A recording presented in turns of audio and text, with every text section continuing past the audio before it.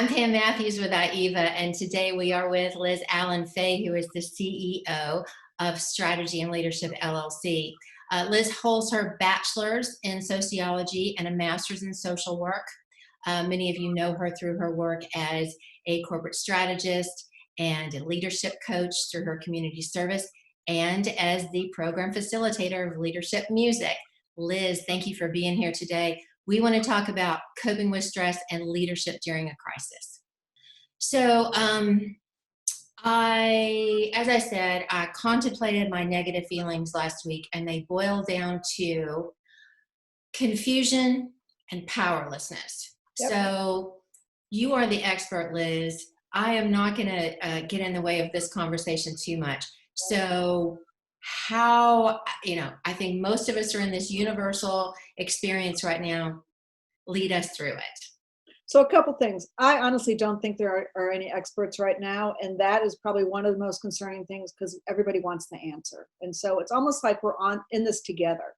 And so sometimes it's about just thinking this through, understanding what individuals need. We are at a rare time, and that even though this country has suffered pandemics in the past, we haven't. This is all really new to us.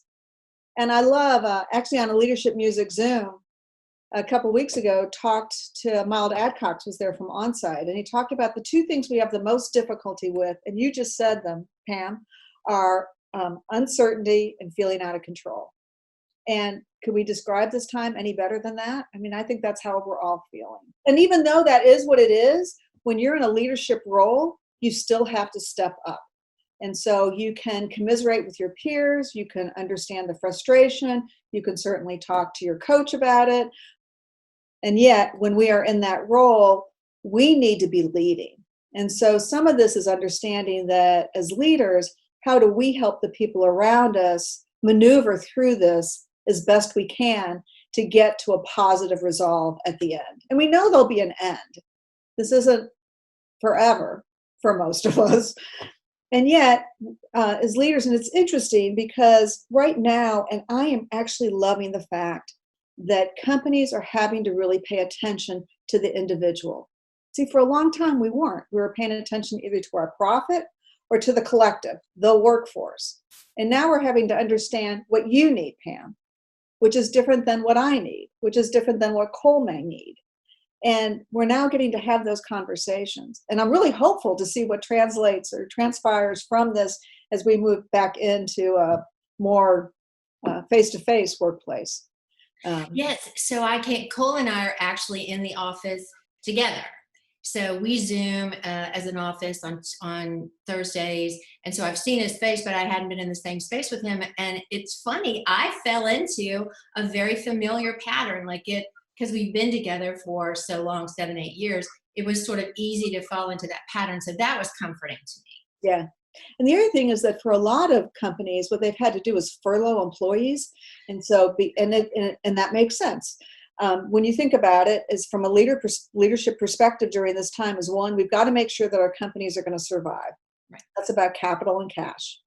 We've got to ensure that we're reaching out to customers and clients so they know that we're here for them and then we got to pay attention to our people and culture. And those aren't necessarily in order.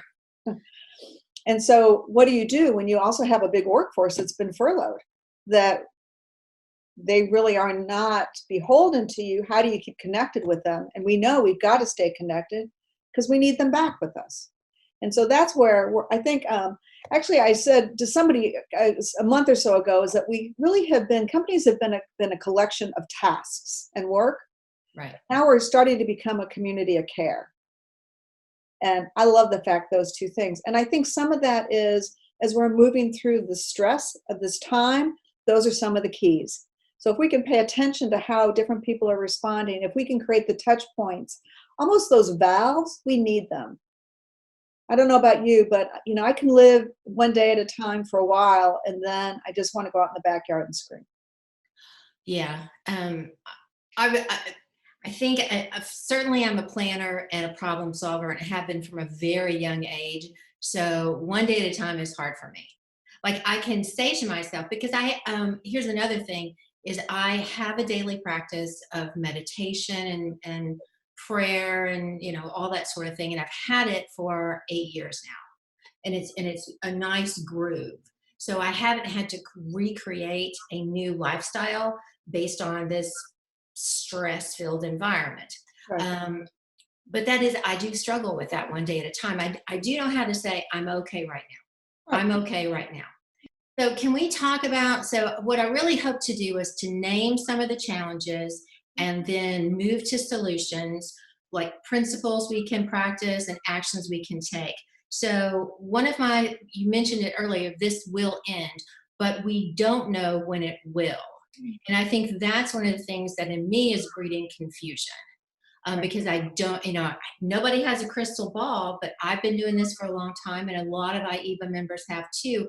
We have a rhythm when we have a system, and that rhythm and system is completely off right now. So let's talk about just that general confusion and not knowing when it's going to end. So a couple things, there is that general confusion, and yet we cannot get paralyzed by it. Okay. So all had probably the first month, everybody was a little bit like, what? I mean, and that is exactly what should have happened. Okay. That's how we react to stress. And so some people wanted to come up with the answers immediately, and they weren't the answers. We knew that. Well, we're getting more information, and that's a good thing. So we're understanding about how we can congregate. We actually have to keep moving. And so right now, what I'm really recommending for most clients I'm working with is figure out a couple different contingency plans. It's scenario planning. The what ifs. What if it lasts this long? What if it's just 3 months? What if it's 6 months? What if it's a year? So that we can have a sense of what it looks like. Because the reality is that we don't know at what point we will all feel safe to re-engage together. For you all, what does that look like?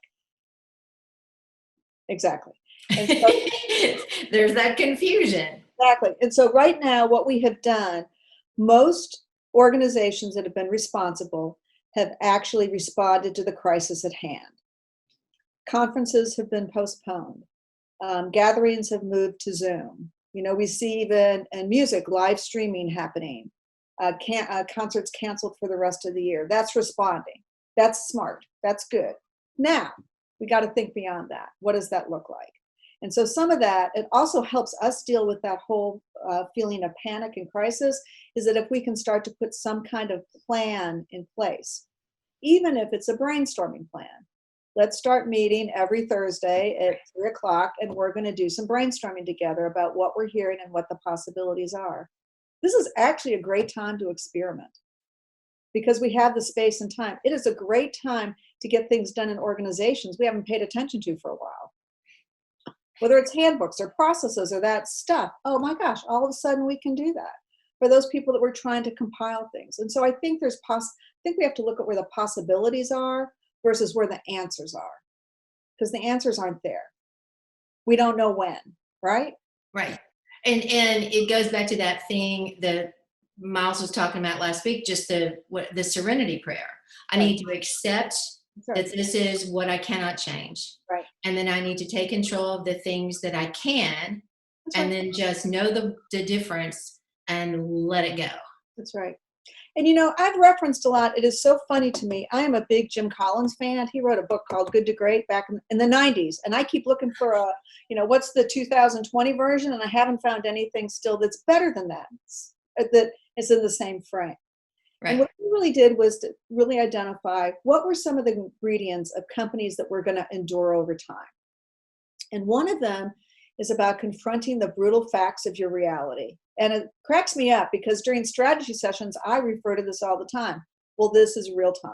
And it's the story of Jim Stockdale and the prisoner of war camp called the Hanoi Hilton during the 60s and 70s. And he was a team of the highest ranking officials. And the way he got out of that situation and the way he got as many men safe was, one, understanding his goal was to get as many people through this as possible. They didn't know how long. They didn't know what would be thrown at them, and they didn't know how the world was seeing them. And what he said is we had to really confront what were the facts of our reality, because if we knew that, we could deal with it. And so they did, and I won't go into the whole story, but one of my favorite disturbing pieces of it is the interviewer asked him who didn't make it through, And he said it was the optimists. See, they died of a broken heart. They kept thinking, oh, we'll be done by July. We'll be done by 4th of July. We'll be done by Labor Day. Oh, we'll certainly be done by Thanksgiving. And they couldn't take it. And right now, for me, and I think for all of us, if we just pay attention to this is where we are now, here's the situation we have. Do we have what we need? How do we move forward? And we will continue to discover what that looks like. That makes sense? Yes. I happen to be a pragmatist. So it's really like, okay, here's what the situation is. This is what I know to be true. This is what I can do today. Right. You know what else I think comes into play is just some humility. Like, I don't have to be a hero right now. This is all I know. I have a body of knowledge plus some experience, which gives me a little bit of wisdom, and I need to take that, trust my instincts, seek counsel like I'm doing today, and then just do what I can do and let it go. That's right. And some of it, I think, right now is that to me, it's like a time of awareness. And so I'm just struck by being aware of how people are responding. What are some things that are popping up that people are doing that we hadn't thought about before? Because it's coming out of a crisis. We got to figure out different things, whether it's people in cities that are doing private concerts on their balcony to engage their communities, or whether it's people that are starting to do drive-in concerts. I mean, I'm just fascinated at some of these and thinking about businesses that have actually, and I find this really interesting, have decided they're really not going to bring people back into the office. They don't need to. They're going to redesign their offices as gathering spots but for the most part, people are going to work remotely because they're finding out it works. These are the things that are just fascinating to me to watch. So I keep saying it's a very traumatic time and a really interesting time as well. And if you look at other pandemics, and I'm not a historian, but you'll see other things have risen out of that. So I think this being aware is good. And I think actually it drives us, it feeds us, because that's around information and possibilities and newness. And, oh, we could do it that way. Hadn't thought about that before. And I think the point is not to be paralyzed by the mixed messages or the misinformation or the headline grabbing, attention seeking stances. Is just to, again, with some humility, I don't have all the answers, but here's what I know today. Mm-hmm. And then just going and seeking the best counsel. Trust your gut and seek the best counsel you can.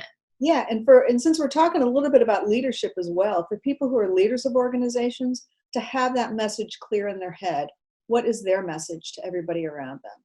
What do they believe? I'm not talking political beliefs, I'm not talking beyond, but what do they believe and how do they keep communicating? Because I think the companies that are going to come out of this stronger than before are the ones who have leaders who have a clear message, are connecting with their people regularly, are understanding that it's a time for possibilities and ways to look at work a little differently right now, and are putting those in play. And I think the ones that we're going to see suffer are the ones that just sat on hold. And again, it's those what principles can I practice? Right. And then how do those take shape in action? Right. Go ahead, please. The last thing I'll say is that for most of us, most organizations have that set of core values. It's those beliefs that are really deeply held. And if we're still operating out of those in this new light, we're okay. It's when we start changing. When I start hearing about companies with, okay, I'll throw some people under the bus. When you hear about landlords who have closed their buildings and they're still charging rent to their folks who can't afford it. It's like, wait, I think you're in the wrong mindset. Maybe share the load, not saying to necessarily relieve them, but how do we start working a little differently because these times require it? And actually, we may learn some new things from that as we're moving forward. Like, sounds like compromise. Compromise is always a good thing. It kind of is. Okay, so let's spend our last few minutes talking about the principles that make a company great and make leaders great. Just share with us some of those core, because I think that I'm not sure as many companies have those core values stated as perhaps they should. And I think that, to me, that's one of those pieces. It's funny, those core beliefs, and they're not made up and they're not marketing material. It really is what are those things that we operate from. And so if you think about it, it's having those core beliefs. whether it's Jim Collins' flywheel, what he looked at, what are you best at? It's really having a strong team and knowing you can count on that team. I've said mutual trust. Mutual trust is, you should always have that in the people that are close to you, the people that you work with. That should exist. But now more than ever, oh my gosh. Yeah. And what a great time to talk about what that looks like right now and when we come back. And then you've got to have a vision. You have to have a place of where we're going. It can't just be, this is going to be the one challenging, I think, for a lot of us, and people may totally disagree with me, is if we're just profit driven, I think we're missing the boat. And so right now, and particularly in the world we live in, it's not about profit. We understand that purpose and profit work hand in hand. And nonprofits have mission and profit. Right now, it really is, where is that, what is that vision? Where do I see in the future? And again, I would look at it in terms of success. There's a monetary piece. There is a how do we relate to our customer groups, to our external groups, and then how do we relate internally into our culture and our people? And it's understanding those three things and understanding that we are hitting it as well on each of those points. One's not more important than the other. Say the three things again one more time, because I love a 3 key takeaways. I know. Three key takeaways. So one is around capital cash. It's your profit. It's your business. Right. Two is around your customers and clients. How are you reaching out to them? How are you making sure, and not just for the purposes of new business, but how are you reaching out to them to check in on them? And then thirdly, it's your people and culture, and how are you supporting it now? So. No, thank you so much. Well, a pleasure.